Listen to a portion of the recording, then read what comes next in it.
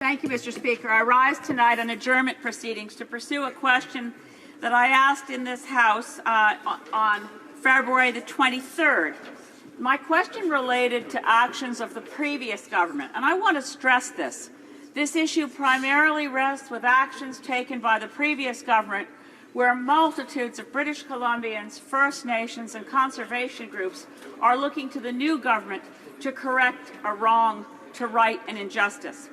What I asked about was that in the dying days of the federal election campaign, the previous government, in fact, in the last 2 weeks of September of 2015, 14 federal permits were issued for destruction of riparian zones along the Peace River in pursuit of a British Columbia project referred to as Site C, a massive hydroelectric project which will flood some of the best farmland in British Columbia, which offends treaty rights, but I'll give you more specifics about Site C later.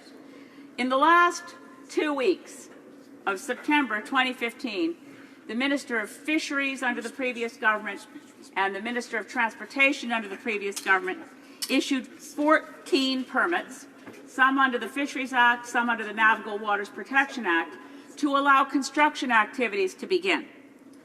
Further backing up to actions of the previous government, this project, Site C, went through an environmental review, and the findings of the Joint Federal-Provincial Advisory Panel were very damning, no pun intended. The Joint Federal-Provincial Review found that this project would probably cause economic losses to British Columbians. It found that the proponent had not adequately considered alternatives. They found that the proponent fell short of proving any need for the project.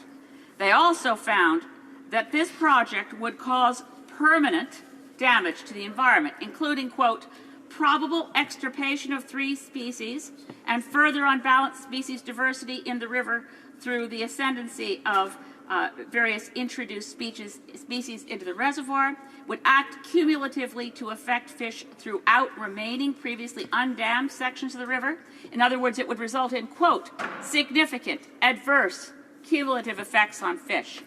The panel review also found that this project would cause a net loss of habitat, profound change in the type of character of remaining habitat during construction and operations that, quote, would be probable, negative, large, irreversible, and permanent, so long as the Site C dam remained. And in relation to First Nations rights, which was the main point of my question, in relation to First Nations rights, the panel review found that the First Nations peoples of this area, a number of communities within the Treaty 8 First Nations, specifically the Halfway River, Dog River, Prophet River, West Moberly First Nations, jointly within Treaty 8 protections, would suffer permanent losses of cultural rights and treaty rights. Against this backdrop, the previous cabinet met and decided the economic benefits of this project, which I repeat were not found by the panel review, outweighed the permanent environmental damage and permanent damage to treaty rights. Now, this matter remains before the courts. My question was to the Minister of Indigenous Affairs. The treaties were issued by the Minister of Fisheries and Transportation, and further permits from these ministries will be needed for the project to continue. My question to the Minister was, will this new government honor its commitments to First Nations and not issue a single additional permit? The Honourable Parliamentary Secretary to the Minister of Environment and Climate Change.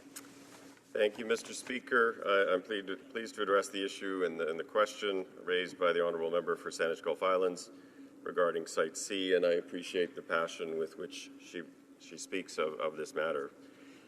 During and subsequent to the recent election campaign, we on this side of the House have clearly stated that we are committed to working collaboratively with Canada's Indigenous peoples to achieve results that will be beneficial for all Canadians.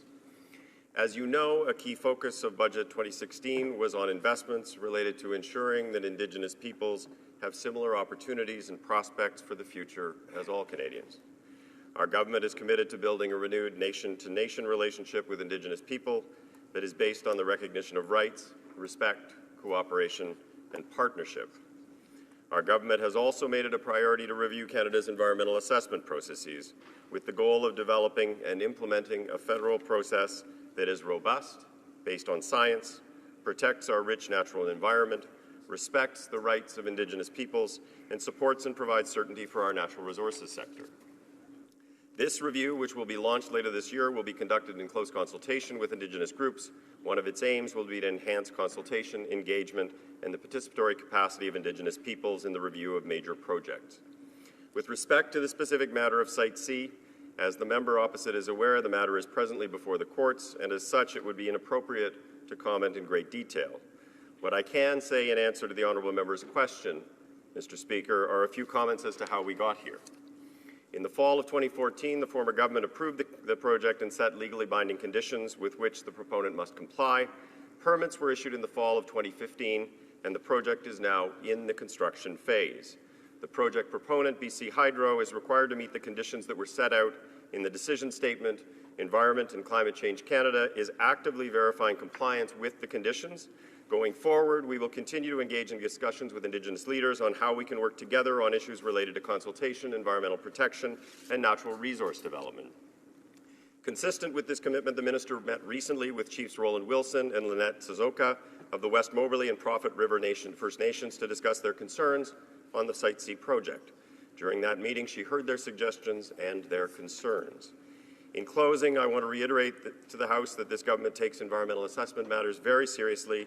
In addition, we are firmly committed to renewed nation-to-nation relationships with Indigenous peoples based on recognition of rights, respect, cooperation, and partnership. Thank you, Mr. Speaker. The honourable member for Saanich Gulf Islands. I want to thank my friend, the Honourable Parliamentary Secretary for Environment. I do believe that with no offence to my colleague, that the wrong department has responded. My question is specifically in relation to Indigenous issues, and it is very clear that the ongoing construction is an ongoing daily violation of treaty rights, which the new Liberal government has sworn to uphold, as the honourable member says, on a nation-to-nation basis.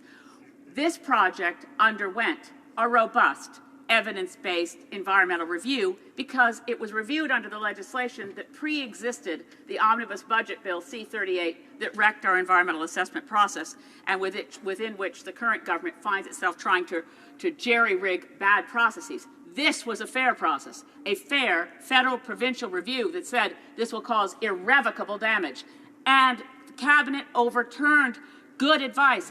This Cabinet can overturn that bad advice and stop the project and respect First Nations rights. The Honourable Parliamentary Secretary to the Minister of Environment and Climate Change. Mr. Speaker, I've outlined some of the key background elements of this project, including those that occurred before our government came to power. But as this matter is before the courts, it would be inappropriate for me to comment further on the specific case. I would, however, say, Mr. Speaker, that our government is fully committed to renewing nation-to-nation relationships with Canada's Indigenous peoples.